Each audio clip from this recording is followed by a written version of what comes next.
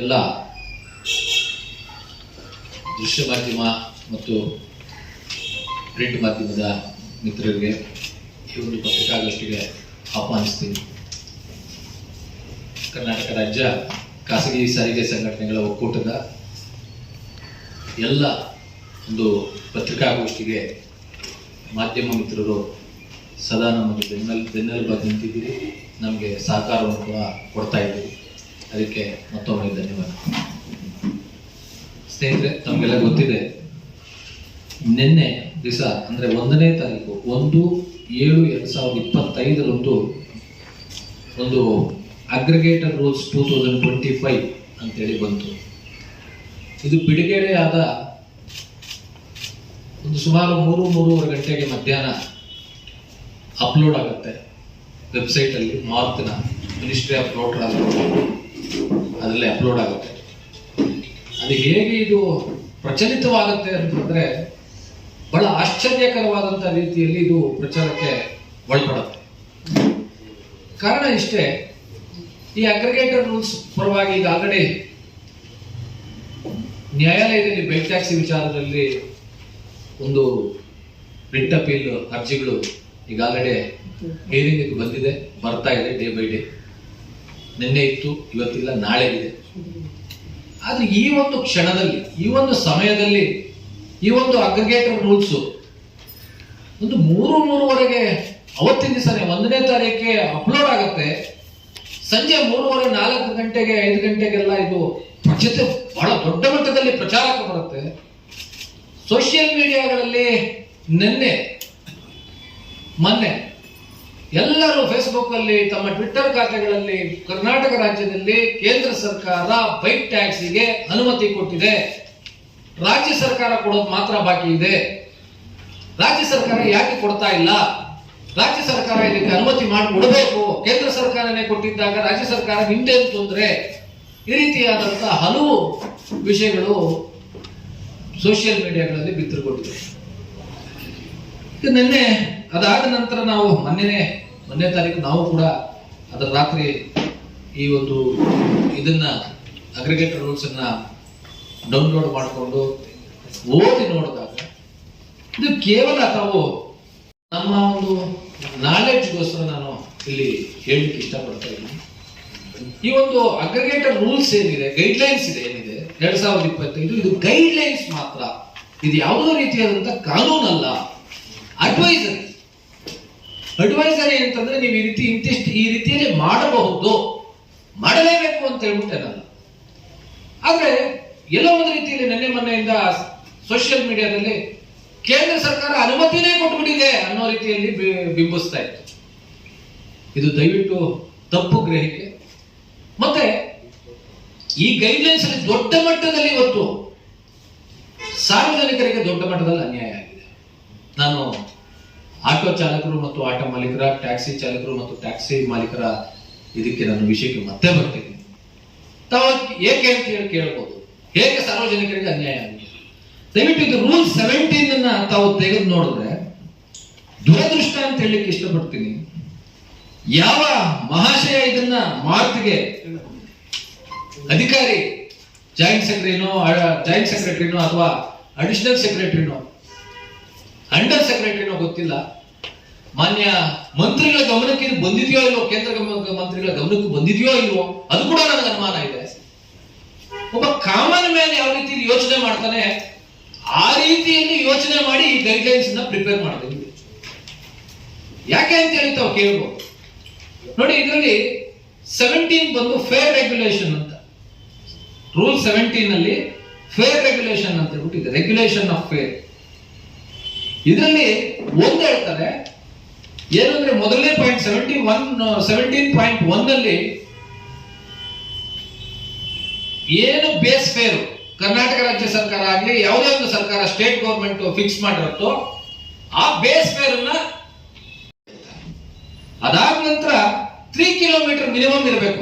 ಒಪ್ಕೊಂತೀವಿ minimum, ಯಾಕಂದ್ರೆ pickup ಮನೆ ಹತ್ರಕ್ಕೆ ಹೋಗ್ತಾರೆ ಬರ್ತಾರೆ, ನಾವು ಅದ್ರ ಬಗ್ಗೆ ಯಾವುದೇ ರೀತಿಯಾದಂತ ಇದಿಲ್ಲ. ಆದ್ರೆ ಅದು ಬಿಟ್ಟು ನೆಕ್ಸ್ಟ್ 17.23 ಬಹಳ ದೊಡ್ಡ ಸಾರ್ವಜನಿಕರಿಗೆ ಒಂದು ಹೊರೆ ಆಗುತ್ತೆ. ಇದು ಯಾವ ರೀತಿಯಲ್ಲಿ ಇದನ್ನ ಗಣನೆ ತೆಗೆದುಕೊಂಡು ಇದನ್ನ ಗೈಡ್ಲೈನ್ಸ್ ಹೊರಡಿಸಿದ್ರು ಅಥವಾ ಇದರಿಂದ ಏನಾದ್ರೂ ಈ ಅಧಿಕಾರಿ ಏನು ಗೈಡ್ಲೈನ್ಸ್ ಹೊರಡಿಸಿದಾರೆ ಅದು ನಿಜವಾಗ್ಲೂ ಅವ್ರಿಗೆ ಏನಾದ್ರು ಸಾಮಾನ್ಯ ಕನಿಷ್ಠ ಜ್ಞಾನ ಏನಾದ್ರು ಮೋಟಾರ್ ವೆಹಿಕಲ್ ಆಕ್ಟ್ ಬಗ್ಗೆ ಇದೆಯಾ ಇಲ್ವಾ ಅನ್ನುವಂತ ಕೂಡ ಇವತ್ತು ಡೌಟ್ ಆಗುತ್ತೆ.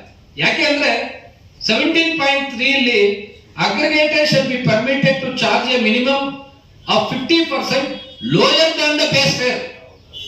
ಅಗ್ರಿಗೇಟರ್ ಏನ್ ಮಾಡಬಹುದು ಅಂದ್ರೆ ಇವತ್ತು ನಾವು ಆಟೋದಲ್ಲಿ 15 ರೂಪಾಯಿ ಕಿಲೋಮೀಟರ್ ಇದೆ. ಈ ಅಗ್ರಿಗೇಟರ್ಗಳು ಬೇಕಾದ್ರೆ ಅಗ್ರಿಗೇಟರ್ಗಳು ಅದನ್ನ 7.5 ರೂಪಾಯಿಗೆ ಬೇಕಾದ್ರೆ ಓಡಿಸಬಹುದು ಅಂತ 50% ಲೆಸ್ಸರ್.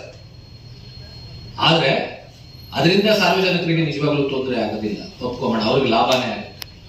ಮುಂದೆ ಬರ್ತೀನಿ, ಇಲ್ಲಿ 50% ಬಿಟ್ಕೊಟ್ರು, ಮುಂದೆ ಬಂದ್ಬಿಟ್ಟು ಅವರಿಗೆ 200% ಅಂದ್ರೆ ಮುಂದೆ ಅದಕ್ಕಿಂತ ಮುಂದಿನ next word the 50% lower than the base fare at a maximum dynamic pricing of 2 times the basic fare specified under subclass 17 class 1. Basic fair ಏನಿದೆ 15 ರೂಪಾಯಿ ಇದ್ರೆ 2 ಟೈಮ್ಸ್ ಮಾಡಬಹುದು. ಇದರಲ್ಲಿ 1:2 ಅಥವಾ 2 ಟೈಮ್ಸ್ ಮೋರ, ಇದು ಕೂಡ ವೇಗ ಆಗಿದೆ, ಕನ್ಫ್ಯೂಷನ್ ಆಗಿದೆ. ಯಾಕಂದ್ರೆ 1:2 ಅಂದ್ರೆ 20 ರೂಪಾಯಿ 15 ರೂಪಾಯಿ ಇದ್ರೆ 30 ರೂಪಾಯಿ ಮಿನಿಮಮ್ ನೀವು ಮಾಡ್ಕೊಳ್ಳಿ ಅಂತ ಹೇಳ್ಬೋದು ಪರ್ ಕಿಲೋಮೀಟರ್ಗೆ. ಅಕಸ್ಮಾತ್ 2 ಟೈಮ್ಸ್ ಮೋರ್ ದ್ಯಾನ್ ಅಂತಂದ್ರೆ 2 times more than the base price ಅಂದ್ರೆ 15 ರೂಪಾಯಿ ಇಂಟು 2 ಟೈಮ್ಸ್ 15 ಇದೆ ನೋಡಿ.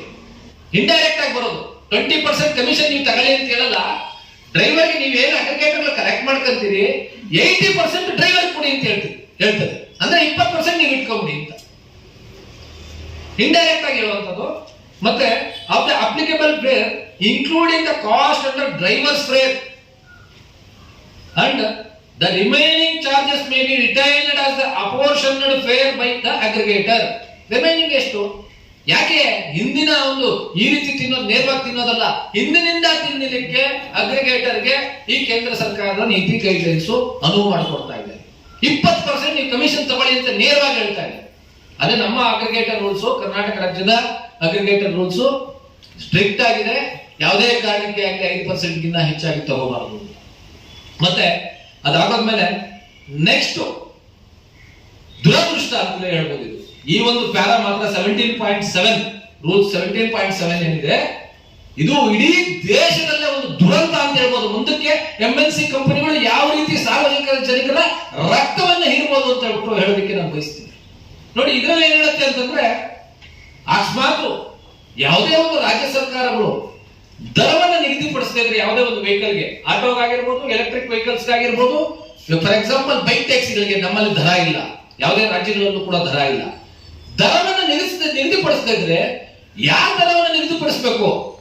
ಅಗ್ರಿಗೇಟರ್ಗಳೇ ನಿಗದಿಪಡಿಸಿ ಸರ್ಕಾರಕ್ಕೆ ಸಲ್ಲಿಸಬೇಕಂತೆ. ಯಾವ ಕಾನೂನು ಇದು?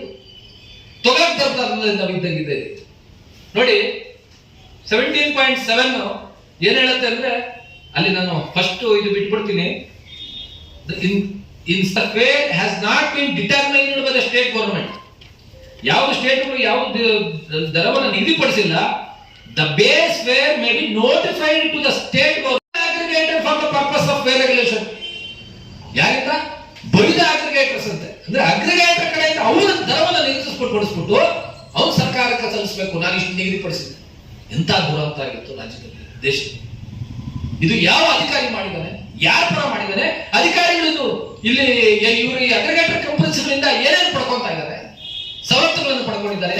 ಈ ರೀತಿಯಾದಂತಹ ಓವರ್ ನೈಟ್ ಒಂದು ರೆಗ್ಯುಲೇಷನ್ ಬರುತ್ತೆ ನಮ್ಮ ಕರ್ನಾಟಕ ರಾಜ್ಯದಲ್ಲಿ. ಇವತ್ತು ಹೈಕೋರ್ಟ್ ಅಲ್ಲಿ ಇವತ್ತು ಕೇಸ್ಗಳು ನಡೀತಾ ಇದ್ದಾಗ ಇದನ್ನ ಕೂಡ ಇವತ್ತು ಸಾರ್ವಜನಿಕರ ಮುಂದೆ ನಾನು ಹೇಳಲಿಕ್ಕೆ ಬಯಸ್ತಾ ಇದ್ದೀನಿ.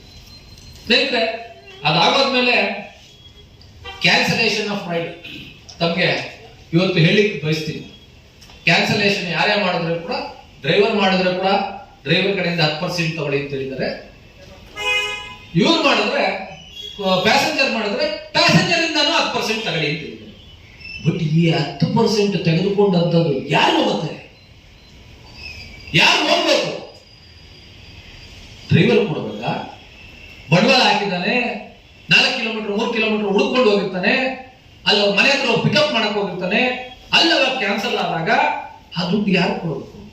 ಈ ಒಂದು ಸೆಕ್ಷನ್ ಪ್ರಕಾರ ಯಾವುದೇ ರೀತಿಯಾದಂತ ಈ ತರ ಕ್ಯಾನ್ಸಲ್ ಆಗಿರ್ತಕ್ಕಂಥ ಡ್ಯೂಟಿದು ಸ್ಪೆಸಿಫೈ ಆಗಿ ಯಾರಿಗೂ ಇಲ್ಲ. ಬಟ್ ಆದ್ರೆ ಇಂಡೈರೆಕ್ಟ್ ಆಗಿ ಅಲ್ಲಿ ಕೂಡ specifically mentioned on its website and app.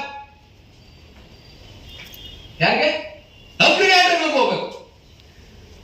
ಇದ್ಯಾವ್ದು ಅಂತಾರೆ? ನಾನ್ ಗಾಡಿ ಹಾಕೊಂಡು ಪೆಟ್ರೋಲ್ ಹಾಕೊಂಡು ಇದು ಮಾಡ್ಕೊಂಡು ಪಿಕಪ್ ಮಾಡಕ್ ಹೋಗ್ಬಿಟ್ಟು ಅವ್ರ ಮನೆ ಮುಂದೆ ಹೋದಾಗ ಅವ್ನು ಕ್ಯಾನ್ಸಲ್ ಮಾಡ್ತಾರೆ.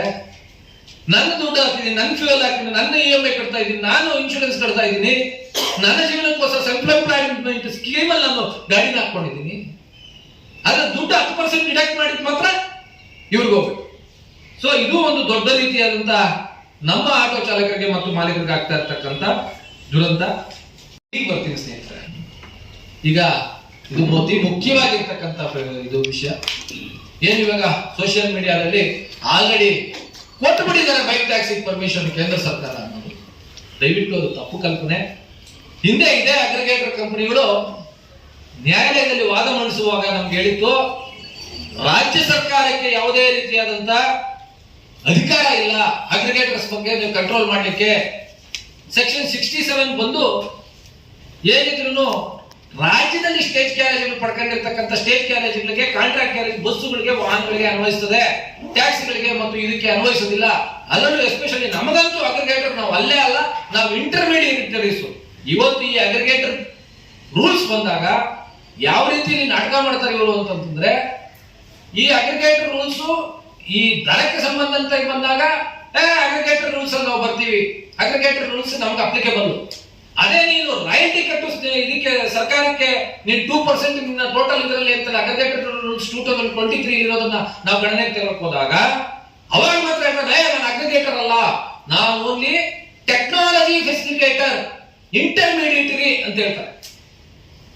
ನೀವು ಯಾವುದು ಫಸ್ಟ್ ನೀವು ರಾಜ್ಯ ಸರ್ಕಾರದ ಮುಂದೆ ಅಥವಾ ನೀವು ನ್ಯಾಯಾಲಯದ ಮುಂದೆ ಮೊದಲು ನೀವು ಒಪ್ಕೊಳ್ಳಿ ನೀವೇನು ಅಂತ. ಅಗ್ರಿಗೇಟರ್ಗಳು ನೀವು ಅಗ್ರಿಗೇಟರ, ಇಂಟರ್ಮೀಡಿಯೇಟರಿನ, ಏಜೆಂಟ, ಟೆಕ್ನಾಲಜಿ ಸಪೋರ್ಟರ, ಟೆಕ್ನಾಲಜಿ ಫೆಸಿಲಿಟೇಟರ, ಏನ್ ನೀವು? ನಿಮಗೆ ಲಾಭಕ್ಕೆ ತಕ್ಕಂತೆ ನೀವು ಯಾವ ರೀತಿಯಲ್ಲಿ ಬೇಕಾದ್ರೂ ನೀವು ಹೇಳ್ಕೊತೀರಿ ನ್ಯಾಯಾಲಯದ ಮುಂದೆ. ಇದು ಒಂದು ದೊಡ್ಡ ತಂತ್ರ. ಆದ್ರೆ ಸೆಕ್ಷನ್ 23 ಪ್ರಕಾರ ಇವತ್ತು ಏನು ಇವರು ಹಿಂದೆ ಹೇಳ್ಕೊಂತ ಇದ್ರು ಸೆಕ್ಷನ್ 67 ನಲ್ಲಿ ನಮಗೆ ಯಾವುದೇ ರೀತಿಯಾದಂತ ಪವರ್ಸ್ ಇಲ್ಲ ಸ್ಟೇಟ್ ರಾಜ್ಯ ಸರ್ಕಾರಕ್ಕೆ ಅಂತ, ಅದು ಸುಳ್ಳು. ರಾಜ್ಯ ಸರ್ಕಾರ ತನಗೆ ಬೇಕಾದ ಇಚ್ಛೆ ಇದ್ದ ಪಕ್ಷದಲ್ಲಿ ಬೈಕ್ ಟ್ಯಾಕ್ಸಿಗಳನ್ನ ಅಥವಾ ಬೇರೆ ಇನ್ನೊಂದು ಯಾವುದೇ ರೀತಿಯಾದಂತ ಇದನ್ನ ಅನುವು ಮಾಡಿಕೊಡ್ಬಹುದು ಅಗ್ರಿಗೇಷನ್ಗೆ. ಇಲ್ಲದ್ರೆ 67 ಕ್ಲಾಸ್ 3 ಅಲ್ಲಿ ಅವ್ರಿಗೆ ಸರ್ಕಾರಕ್ಕೆ ಬಿಟ್ರೆ, ರಾಜ್ಯ ಸರ್ಕಾರಕ್ಕೆ ಬಿಟ್ರೆ ಕೇಂದ್ರ ಸರ್ಕಾರಕ್ಕೆ ಅಧಿಕಾರ ಇಲ್ಲ ಅನ್ನೋದನ್ನ ಮಾತ್ರ ಒಪ್ಕೊಂಡಿದ್ದಾರೆ. ವೈಟ್ ಬೋರ್ಡ್ ಗಳನ್ನ ನೀವು ಉಪಯೋಗಿಸಿ. ಏನಕ್ಕೆ? ಬೈಕ್ ಟ್ಯಾಕ್ಸಿಗೆ ಅನುವು ಮಾಡಿಕೊಡಬಹುದು.